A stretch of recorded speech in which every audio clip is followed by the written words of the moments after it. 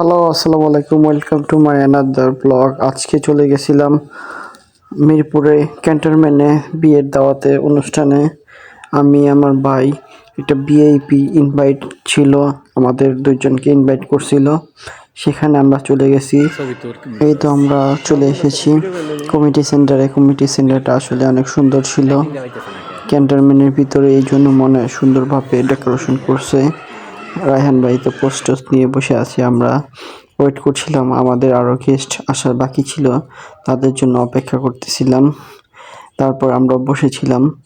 এরপর যারা আমাদের আত্মীয় স্বজন ছিল তারা আস্তে আস্তে আসতেছে, এবং এইটা ছিল মিরপুর ক্যান্টনমেন্টের ভিতরে পল্লবীর পরে সেনা রূপায়ণ প্রাঙ্গণ। এই কমিউনিটি সেন্টারটা আসার পর আমার খুবই লাইটিংটা খুবই সুন্দর লাগছে এবং গর্জিয়াস ছিল। এই তো জামাই বউ ফটোশুটিং করছে, ফটোশুটিং করে চলে যাচ্ছে স্টেজের দিকে। স্টেজটা মাশাআল্লাহ অনেক সুন্দর হয়েছে এবং ইন্টেরিয়রটা খুব সুন্দর ছিল, পুরা এলাকা লাইটিং করা ছিল এবং সাথে সুব্যবস্থা আছে। Unlimited Coke, coffee, burger, pizza এবং বুফের মতন খাওয়া দাওয়া ছিল। ধন্যবাদ সবাই।